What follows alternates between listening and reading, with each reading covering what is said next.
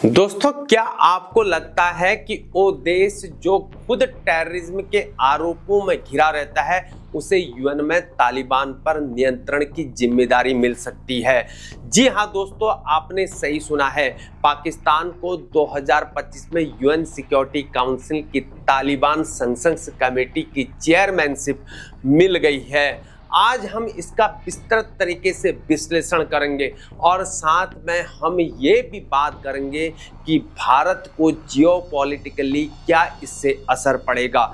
Geopolitical scenario में समझने की ये कोशिश करेंगे और भारत के लिए क्या खतरे हो सकते हैं। साथ ही ये भी समझने की कोशिश करेंगे क्या इसमें यूएसए की कोई चाल हो सकती है। इसलिए वीडियो को बिना स्किप किए हुए पूरा देखें, तभी आप जान पाएंगे कि आखिर भारत के खिलाफ क्या षड्यंत्र चल रहा है। जय हिंद दोस्तों, मैं हूं हीरा परिहार और आप देख रहे हैं देशभक्त डायलॉग। अगर आप चैनल पर नए हैं तो चैनल को जरूर सब्सक्राइब करें, वो वीडियो को लाइक व शेयर करना ना भूलें।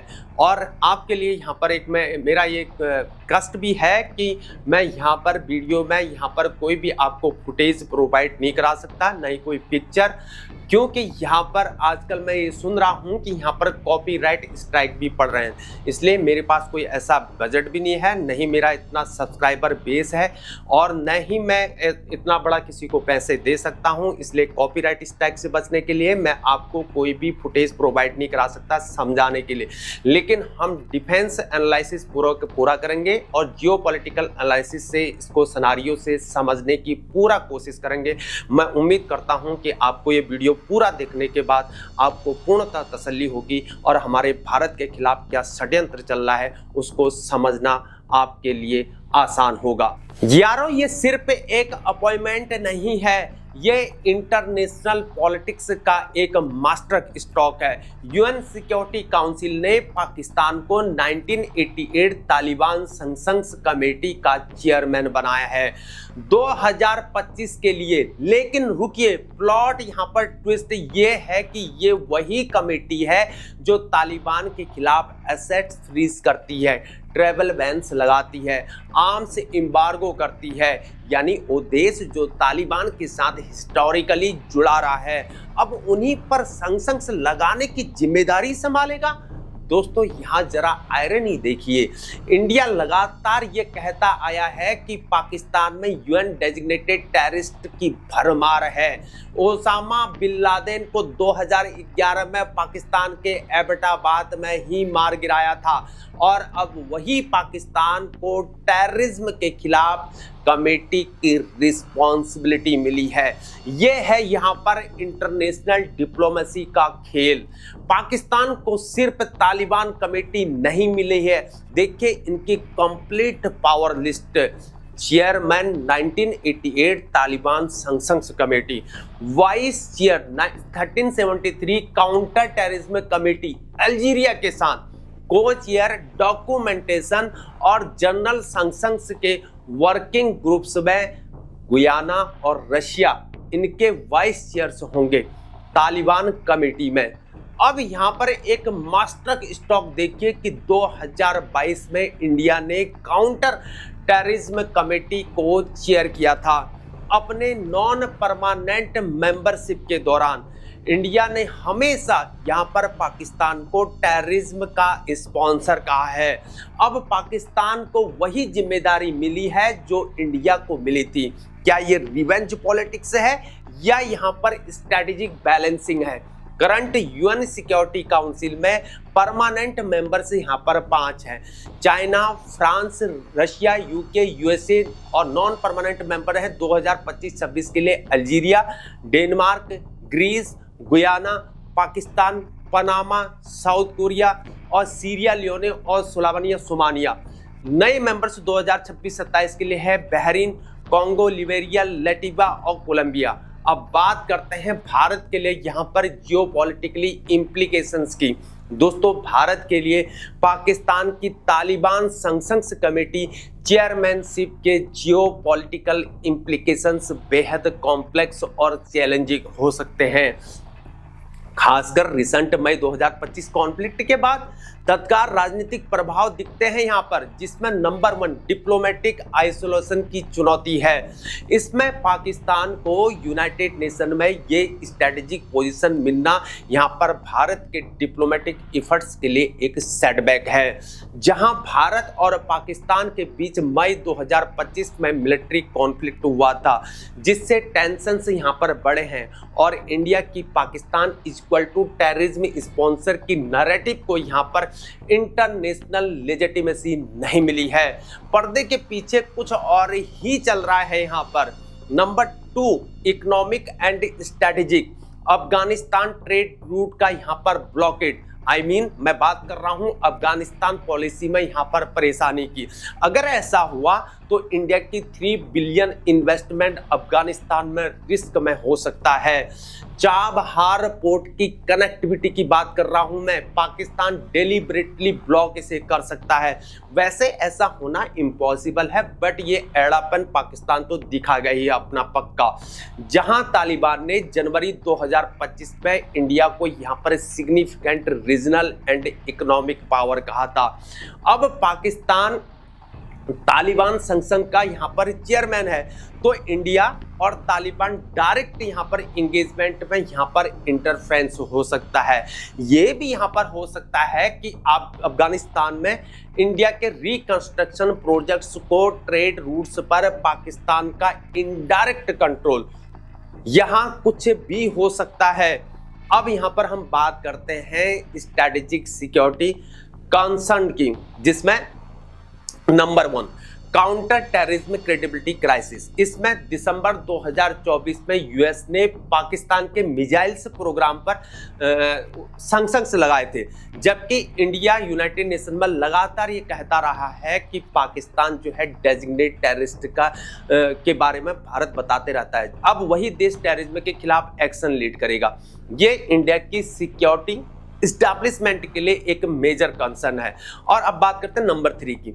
इमीडिएट सिक्योरिटी थ्रेट यहाँ पर हो सकते हैं, जिसमें यहाँ पर क्रॉस बॉर्डर टेररिज्म में इंक्रीजमेंट हो सकता है, क्योंकि पाकिस्तान अब यूनाइटेड नेशन प्लेटफॉर्म से अपने टेररिज्म लिंक्स को यहाँ पर लेजिटिमाइज कर सकता है। तालिबान सैंक्शंस में यहाँ पर सिलेक्टिव इन्फोर्समेंट हो सकती है इंडिया के एनिमीज को यहाँ पर प्रोटेक्शंस के लिए। आप बताओ, कमेंट्स में आप बताओ, क्या ऐसा हो सकता है? मैं एक आर्मी वेटरन हूं, तो मैं यहाँ पर मिलिट्री स्ट्रेटेजी के अकॉर्डिंग हमेशा सोचा करता हूं, यहाँ पर कुछ भी हो सकता है। हो सकता है कि अफगानिस्तान से पाकिस्तान को यहाँ पर प्लॉसिबल डिनाइबिलिटी मिल जाएगी टेररिस्ट एक्टिविटीज के लिए। और नंबर 2 यहाँ पर कश्मीर डायमेंशन सबसे इंपॉर्टेंट है। Kashmir dimension means Kashmir issue का यहाँ पर इंटरनेशनलाइजेशन, जिसमें पाकिस्तान यूएन कमेटी में कश्मीर को यहाँ पर disputed territory under occupation show कर सकता है। कश्मीरी सेपरेटिस्ट को यहाँ पर यूएन लेजिटिमेसी दिलाने की कोशिश भी हो सकती है। और साथ में यहाँ पर इंटरनेशनल प्रेशर इंडिया पर जो है ह्यूमन राइट्स के नाम पर भी हो सकता है, कुछ भी हो सकता है। जहां मई 2025 कॉन्फ्लिक्ट को 1971 के बाद का सबसे सीरियस कॉन्फ्लिक्ट बताया गया है, जबकि दोनों देशों के बीच ट्रेड सस्पेंशन और वीजा कैंसिलेशन अभी भी जारी है, पहले भी जारी था और इसमें कोई शक नहीं होना चाहिए दोस्तों। अब बात करते हैं यहाँ पर लॉन्ग टर्म जियोपॉलिटिकल शिफ्ट्स की, जिसमें नंबर 1 में बात करना चाहूँगा रीजनल बैलेंस ऑफ पावर। इसमें पाकिस्तानी ऑफिशियल्स का यह कहना है कि यहाँ पर सीज फायर ने डिटरेंस रिस्टैब्लिश किया हुआ है। पाकिस्तान के यूनाइटेड नेशन में यहाँ पर इनहांस्ड रोल से चाइना और पाकिस्तान एक्सेस को यहाँ पर स्ट्रेंथन मिलेगी। इंडिया की नेबरहुड फर्स्ट पॉलिसी को यहाँ पर चैलेंजेस भी हो सकते हैं। नंबर 2 में ये बात करना चाहूँगा यहाँ पर इंटरनेशनल लेजिटिमेसी बैटल। इसमें पाकिस्तान को यहाँ पर रिस्पॉन्सिबल इंटरनेशनल एक्टर के रूप में प्रोजेक्ट करने का एक बहुत बड़ा मौका मिल चुका है। इंडिया को अब पाकिस्तान के टेररिज्म लिंक्स को प्रूफ करना और भी यहाँ पर मुश्किल हो सकता है। ग्लोबल साउथ में पाकिस्तान की इमेज यहाँ पर इम्प्रूवमेंट हो सकती है। मैं यहाँ पर बात कर रहा हूँ यहाँ पर डिप्लोमेटिक आइसोलेशन रिस्क की, जिससे एक ग्लोबल नैरेटिव वार छिड़ सकता है, जिसमें पाकिस्तान अब रिस्पॉन्सिबल स्टेक होल्डर की इमेज प्रोजेक्ट करेगा, जिससे इंडिया की Pakistan equal to terror state argument का क्रेडिबिलिटी लॉस हो सकता है। ओआईसी कंट्रीज में इंडिया के अगेंस्ट यहां पर कंसेंसस बिल्डिंग भी हो सकती है। नंबर 3 मैं यहां पर बात करना चाहता हूं कि मैंने थोड़ी देर पहले एक बात कही थी, चाइना पाकिस्तान एक्सेस की बात कही थी, जरा उसको मैं पूरा कर लेता हूं। हाँ, तो मैं ये बात कर रहा था यहां पर कि चाइनीज एक्सिस स्ट्रेंथिंग की, जिसमें सीपक का यहां पर एक्सपेंशन पाकिस्तान को इंटरनेशनल लेजिटिमेसी मिलने से हो सकता है। स्ट्रिंग ऑफ पल्स स्ट्रेटजी को यहां पर बूस्ट भी मिल सकता है। और इंडियन ओशियन में सबसे इंपॉर्टेंट यह है, कंबाइंड चाइना और पाकिस्तान नंबल प्रेजेंस बढ़ रहा है और ये बढ़ सकता है। नंबर 4 यूएन प्लेटफॉर्म में सिस्टमेटिक अपोजिशन की बात करता हूं, जिसमें इंडिया के हर प्रपोजल में पाकिस्तान का सिस्टमेटिक ऑब्स्ट्रक्शन हो सकता है। यूएनएससी परमानेंट मेंबरशिप बिड में न्यू ऑब्स्टिकल्स उत्पन्न हो सकता है और ह्यूमन राइट्स इश्यूज पर यहाँ पर कोऑर्डिनेट अटैक्स भी हो सकते हैं। अब यहाँ पर हम बात करते हैं मिलिट्री एंड इंटेलिजेंस थ्रेट्स की, जिसमें नंबर 1 बात करना चाहूँगा, इंटेलिजेंस शेयरिंग नेटवर्क यहाँ पर हो सकती है। इसके तहत तालिबान के थ्रू इंडिया की अफगानिस्तान एक्टिविटीज की डिटेल्ड यहां पर मॉनिटरिंग हो सकती है। पाकिस्तान आईएसआई को लेजिटिमेट यूनाइटेड नेशन कवर मिलना, काउंटर इंटेलिजेंस ऑपरेशन में हैंडीकप। नंबर 2 प्रॉक्सी वॉर एस्केलेशन, जिसमें बलूचिस्तान में इंडिया के एलिज्ड एक्टिविटीज पर यूएन प्रेशर हो सकता है। और साथ में बांग्लादेश, नेपाल और श्रीलंका में प्रॉक्सी कॉन्फ्लिक्ट और हाइब्रिड वॉरफेयर के यहाँ पर न्यू डायमेंशंस उत्पन्न हो सकते हैं। अब बात करते हैं यहाँ पर रीजनल बैलेंस डिसरप्शन की, जिसमें मैं बात करना चाहूँगा number 1 south Asian leadership challenge की। इसके तहत इंडिया की रीजनल हेगेमनी स्टेटस को यहाँ पर चैलेंज हो सकता है और सार्क रिवाइवल में पाकिस्तान का यहाँ पर अपर हैंड हो सकता है। क्या पता ये भी हो सकता है स्मॉलर नेबर्स में पाकिस्तान के फेवर यहाँ पर परसेप्शन भी शिफ्ट हो सकता है। नंबर 2 मैं बात करना चाहूँगा यहाँ पर ईरान रिलेशन कॉम्प्लिकेशन की इम्पोर्टेंट है। इसके तहत ईरान पाकिस्तान कॉपरेशन में यहाँ पर इंक्रीजमेंट हो सकता है। वैसे भी ईरान ने पाकिस्तान को पैसे दिए हैं सिक्योरिटी कॉपरेशन के तहत, पता नहीं है पाकिस्तान कब ईरान को धोखा देगा, सबसे पहले यही धोखा देगा ईरान को। यहाँ पर मैं बात करना चाहूँगा मिडिल ईस्ट पॉलिसी में स्ट्रेटेजिक कंफ्यूजन की। अब बात यहाँ पर करते हैं कि लॉन्ग टर्म एक्सटेंशियल रिस्क की, जिसमें number 1 two front war scenario यहाँ पर दिखता है, जहां चाइना और पाकिस्तान कोऑर्डिनेशन में यहाँ पर इंस्टीट्यूशनल बैकिंग, साइमल्टेनियसली प्रेशर और कैंपेन्स ऑन मल्टीपल फ्रंट्स और सर्जिकल स्ट्राइक टाइप ऑपरेशन में इंटरनेशनल बैकलेस हो सकते हैं।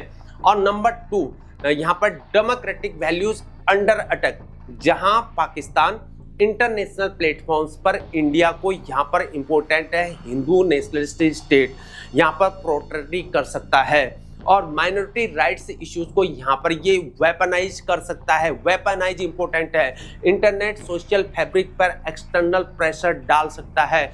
इसलिए भारत को यहाँ पर इमीडिएट एक्शन लेने की जरूरत है, इमीडिएट एक्शन, जिसके तहत नंबर 1 बात करना चाहूँगा इमरजेंसी मेजर्स, जिसमें काउंटर इंटेलिजेंस ऑपरेशंस को हमको तेज करने होंगे, पैसा खर्च करना होगा यार। अल्टरनेटिव चैलेंज अफगानिस्तान के लिए यहाँ पर डेवलप करना पड़ेगा।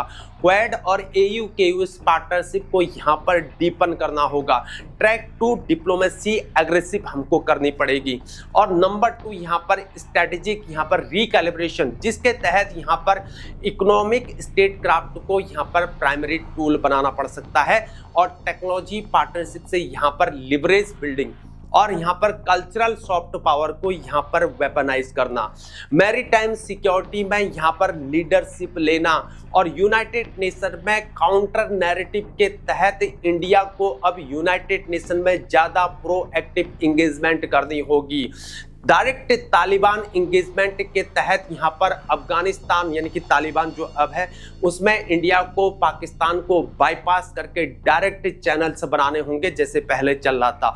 वह इंटरनेशनल कोalition बिल्डिंग करनी होगी लाइक माइंडेड कंट्रीज के साथ, सबसे इंपॉर्टेंट है माइंडेड कंट्रीज के साथ काउंटर अलायंस। वहीं मीडियम टर्म स्ट्रेटेजी के तहत यहाँ पर economic diplomacy through development aid और ट्रेड।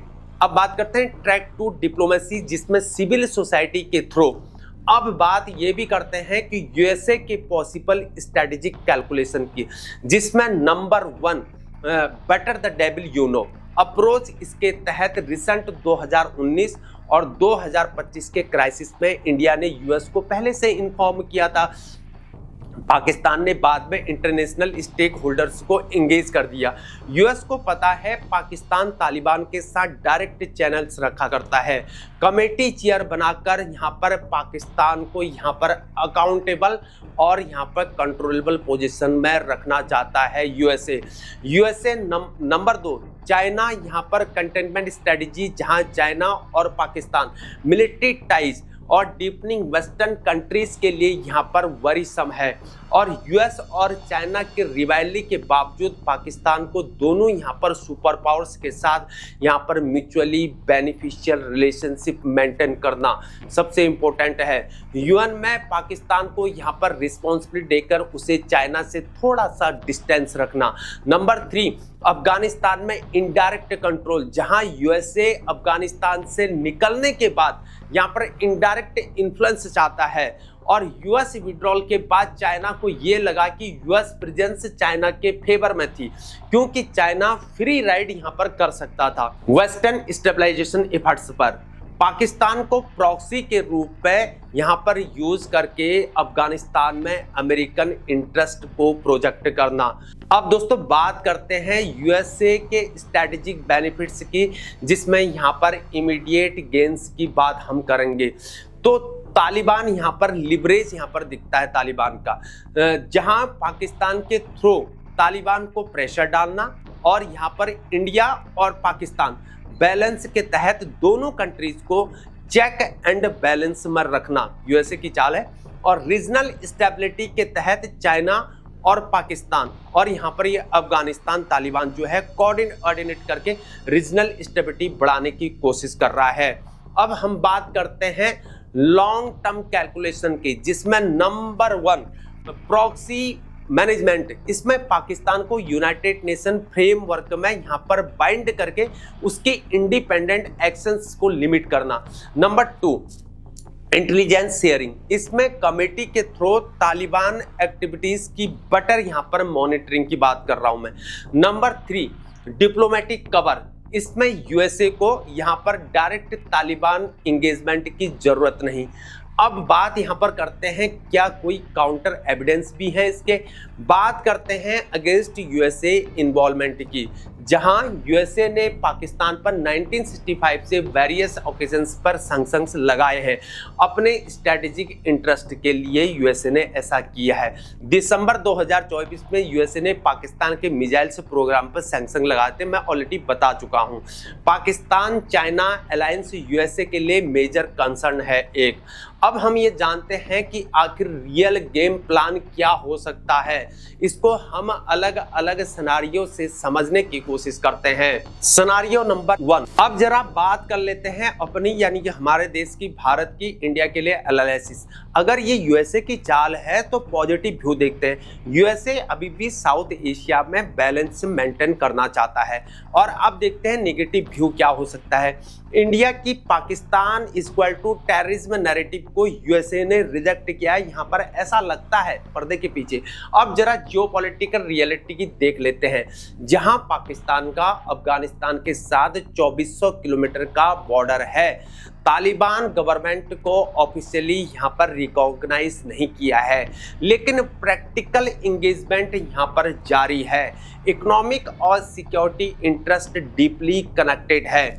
दोस्तों ये अपॉइंटमेंट ये दिखाती हैं कि इंटरनेशनल कम्युनिटी को ये लगता है कि पाकिस्तान एक बेहतर पोजीशन में है तालिबान को यहाँ पर हैंडल करने के लिए। लेकिन यहाँ क्रिटिक्स यहाँ पर ये कहेंगे कि फॉक्स को हैन हाउस की जिम्मेदारी दे दी गई है। पाकिस्तान की क्रेडिबिलिटी टेररिज्म इश्यूज पर यहाँ पर एक क्वेश्चनेबल है, यानी कि क्वेश्चन मार्क है। रीजनल बायस हो सकता है डिसीजन मेकिंग में। वहीं पाकिस्तान की ये अपॉइंटमेंट भारत के लिए सबसे इंपॉर्टेंट है, भारत के लिए डिप्लोमेटिक डिफीट है यहाँ, या यूं कहें परफेक्ट स्टॉर्म का बिगिनिंग हो सकती है। कंबाइंड थ्रेट्स ऑफ पाकिस्तान की लेजिटिमेसी, चाइना का बैकिंग और अफगानिस्तान का यहाँ पर लिवरेज, इंटरनेशनल कवर, लेकिन अपॉर्चुनिटी भी यहाँ पर है दोस्तों अपनी फॉरेन पॉलिसी को यहाँ पर रिकैलिब्रेट करने की। अब यहाँ पर इमरजेंसी मोड में स्ट्रैटेजिक थिंकिंग करनी होगी भारत को। यूएस ने मई 2025 कॉन्फ्लिक्ट में सीज फायर ब्रोकर किया था, जबकि ऐसा नहीं था, लेकिन अमेरिका ने कूद गया बीच में। अमेरिका ने दिखा दिया, वह भारत के प्रधानमंत्री या और सर्वोच्च नेता जो हैं खुलकर अमेरिका की इस बात को काउंटर नहीं कर पाए। लेकिन अभी तो डेलीगेशन भेजे हैं, उसमें हो रहा है। अकॉर्डिंग द इंटरनेशनल मीडिया जो दिखाता है कि इंटरनेशनल कम्युनिटी यहां पर बैलेंस्ड अप्रोच चाहती है। ये सिर्फ डिप्लोमेटिक सेटबैक नहीं है, ये नेशनल सिक्योरिटी क्राइसिस की शुरुआत हो सकती है। Time for decisive action, not reactive measures. इसलिए भारत को अब ज्यादा यहाँ पर नॉस्ड और सोफिस्टिकेटेड अप्रोच यहाँ पर अपनानी होगी। प्योर कन्फर्मेशन से ज़्यादा स्ट्रेटेजिक पेशेंस और यहाँ पर मल्टीलैटरल एंगेजमेंट पर फोकस करना होगा, जहां यूनाइटेड स्टेट्स इकोनॉमिक एक्ट का पाकिस्तान की फॉरेन पॉलिसी पर नेगेटिव इम्पैक्ट देखा गया है ये स्टडीज में। लेकिन स्ट्रैटेजिक पार्टनरशिप पर अलग लेवल पर यहाँ पर चला करती है। दोस्तों मेरे अकॉर्डिंग यहाँ पर 70% चांसेस हैं कि यूएसए ने इसमें कम से कम साइलेंट अप्रूवल दी है, पीछे से, पर्दे के पीछे से, अगर डायरेक्ट ऑर्केस्ट्रेशन नहीं की है। ये प्रेगमेटिक रियल पॉलिटिक है दोस्तों, आइडियोलॉजी से ज़्यादा यहाँ पर प्रैक्टिकल कंट्रोल की strategy. Now this is my take. ये इंटरनेशनल पॉलिटिक्स का क्लासिक एग्जांपल है, जहां यहां पर प्रैग्मेटिज्म में आइडियोलॉजी है भी पड़ती हुई दिखाई देती है। तो दोस्तों यह है 2025 की कंट्रोवर्शियल अपॉइंटमेंट। अब जरा यहां पर रियल टॉक कर लेते हैं क्वेश्चंस में। क्वेश्चन नंबर 1, क्या पाकिस्तान सच में तालिबान पर स्ट्रिक्ट एक्शन लेगा? क्वेश्चन नंबर 2, क्या ये अफगानिस्तान में पाकिस्तान के इन्फ्लुएंस को बढ़ाने की एक स्ट्रेटेजी है? क्वेश्चन नंबर 3, इंडिया इस डेवलपमेंट को कैसे हैंडल करेगा? आपका क्या मानना है? कमेंट सेक्शन में जरूर बताएं। क्या ये सही डिसीजन है या एक गलत डिसीजन है? पाकिस्तान सच में फेयर रहेगा या बाइस्ड रहेगा? इंडिया को कैसे रिस्पॉन्ड करना चाहिए? लाइक करना मत भूलिए। अगर ये एनालिसिस अगर आपको हेल्पफुल लगे तो हमारे चैनल को जरूर सब्सक्राइब करें ऐसी और डिफेंस एंड जियोपॉलिटिकल ब्रेकडाउन्स के लिए। बेल आइकन को दबाना मत भूलिए ताकि कोई भी इंपॉर्टेंट अपडेट्स आपसे मिस ना हो। Until then stay informed, stay curious. आज तक के लिए इतना ही। बने रहिए हमारे साथ। जय हिंद, जय भारत, वंदे मातरम, भारत माता की जय।